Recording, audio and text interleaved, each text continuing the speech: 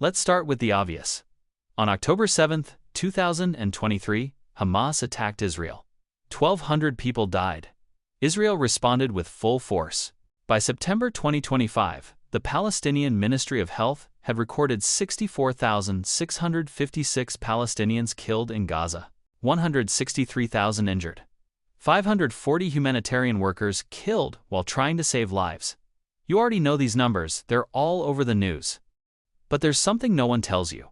In Tel Aviv's financial center, while reservists were being called up, the daily cost of the military operation reached 200 million shekels, $50 million per day. 300,000 men and women pulled from their companies, factories, and offices. The Israeli economy began to bleed too. In May 2024, the Bank of Israel estimated between 250 and 300 billion shekels spent. $80 billion evaporated. Military spending doubled, reaching 7% of GDP. But here's the first secret you need to understand. While the official economy was collapsing, another one was flourishing in the shadows. And it wasn't just in Tel Aviv or Gaza City. If you want to help me to keep doing these videos, please consider subscribing to the channel and hit the like button. It motivates and helps me keep bringing videos in this format. Gaza isn't just a bomb strip of land. It's an economic laboratory of the apocalypse.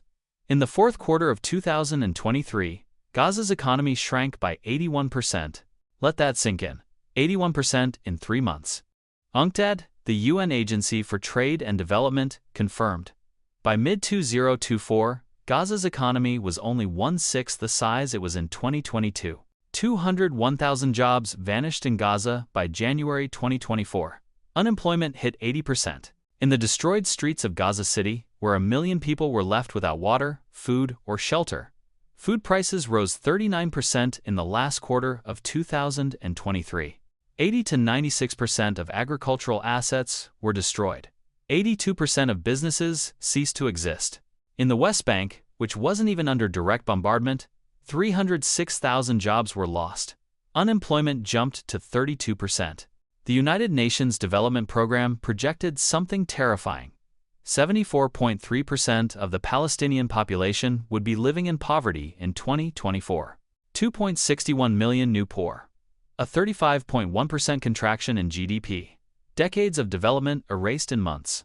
In 2024, while Gaza was turning into rubble, Israel broke a historic record. $14.7 billion in defense exports. $14.7 billion. The highest figure in the country's history. Most of it sold to European countries concerned about the war in Ukraine. The Israeli military industry didn't just survive the war. It thrived on it. On the other side, by September 2024, Hamas had fired 9,100 rockets at Israel. Groups in Lebanon and Syria launched another 3,100 projectiles. Every missile, every drone, every electronic component had to be manufactured, transported, financed. Where did it all come from? From the Sinai Peninsula? From secret tunnels? From illegal routes through Syria and Lebanon? A billion-dollar black market flourishing despite the Israeli blockade. And there's more. Much more. In Yemen, more than 2,000 kilometers from Gaza, Houthi rebels began attacking commercial ships in the Red Sea, claiming solidarity with the Palestinians. Between November 2023 and December 2024, more than 100 incidents were recorded. Maritime insurance costs exploded from 0.3% to as high as 1% of each vessel's value. During the most violent weeks, the rates soared even higher. At least 13 shipping companies suspended Red Sea routes in December 2023. Trade routes were diverted. Transport costs multiplied. And who profited? Insurers, private security companies, manufacturers of naval defense systems. The destruction in Gaza was literally making global trade more expensive. But there's one place where the story gets even darker. And it lies just beneath the waters of the Mediterranean. About 36 kilometers off Gaza's coast, deep in the Mediterranean, lies something that could change everything. The Gaza Marine Natural Gas Field. Discovered in 2000 by the British company BG Gas Group in partnership with the Palestinian Consolidated Contractors Company, it holds roughly 30 billion cubic meters of natural gas, enough to generate $4 billion in revenue. $100 million per year for the Palestinian Authority over 15 years. Think about it. Gaza could have its own energy source. Its only power plant, which lives in darkness, could actually run. The Palestinian economy could have a solid foundation, reducing dependence on international aid. But in 2007, when Hamas took control of Gaza, Israel blocked the field's development. Simply froze everything. In June 2023, 3 months before the war, Israel finally approved the participation of the Egyptian state company EGAS in the Gaza Marine project. It seemed like something was about to happen. But then came October 7th. War erupted. The project was suspended indefinitely. Coincidence? Maybe, or maybe not. Because here's the detail that changes everything. Israel already exploits much larger reserves in its own territorial waters. Over 1 trillion cubic meters. Gaza Marine is too small to make a real difference for Israel's economy. But for the Palestinians, it would be transformative. And while Gaza has no control over its resources, a 90-kilometer pipeline carries gas from Ashkelon, in Israel, to Arish, in Egypt, passing through waters claimed by Palestine. Human rights groups say that infrastructure is illegal and generates no revenue for Palestinians. Gaza Marine remains there, untouched, while Gaza burns. And that brings us to the heart of the matter. Zoom out the map. The Gaza war doesn't happen in isolation.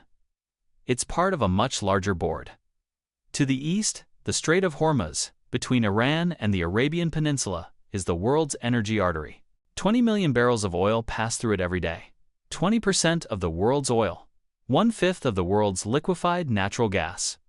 Experts estimate that a blockade of Hormuz could add $25 to the price of a barrel, pushing Brent above $100.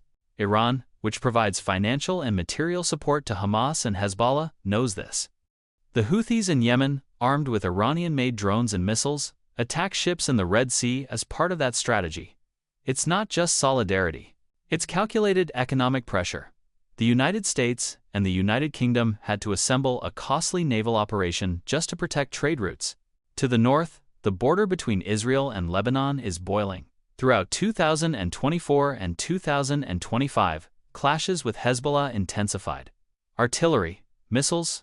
Israel's Ministry of Finance estimated that expanding the war to Lebanon could raise the total cost to 300 billion shekels.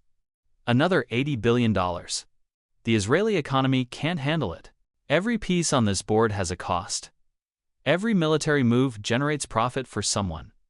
And while you watch all this, artists in Gaza are painting on flour sacks because they have no canvases left. When a building collapses, you see it. When a person dies, you count it. But when culture is destroyed, what's lost?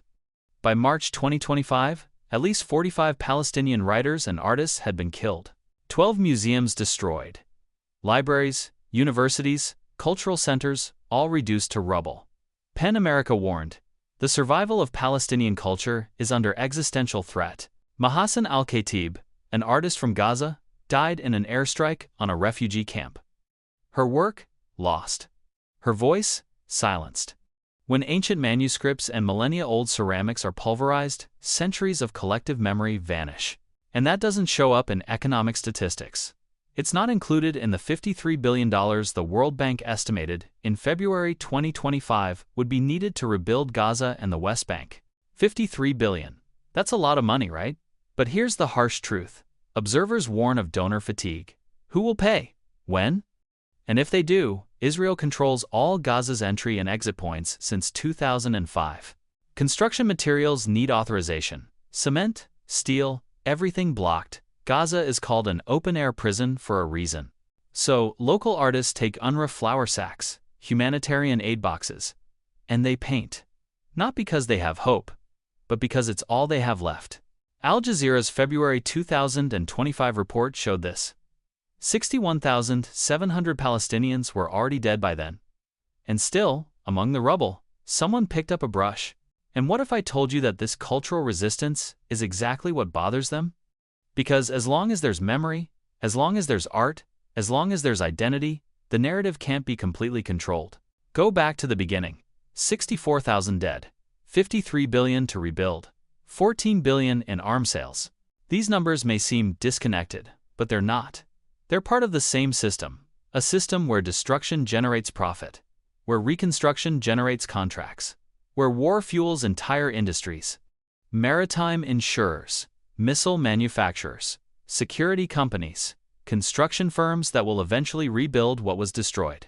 Gaza Marine remains untouched. Not because it's technically impossible to exploit it, but because recognizing the Palestinian state and allowing that exploration would mean giving Palestinians their own source of income. Economic independence is political independence, and that changes the game.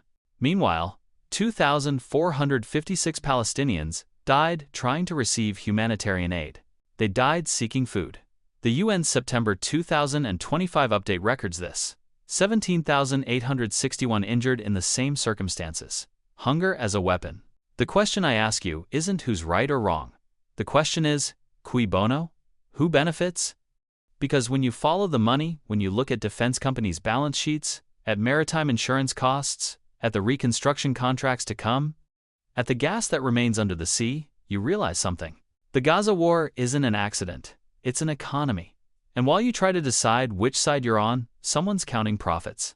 Someone's negotiating future reconstruction contracts. Someone's speculating on when the blockade will end and who will control Gaza Marine. And that artist painting on a flour sack? He knows something we pretend not to see. That turning despair into art isn't hope. It's evidence. Evidence that they exist, that they resist. That memory can't be completely erased, no matter how many museums are destroyed. The economy of the Gaza war is brutal because it reveals a truth about the 21st century. Prolonged conflicts aren't system failures. They're features. And until we understand that, until we stop believing that wars are only about ideology or territory or security, we'll keep losing sight of the obvious.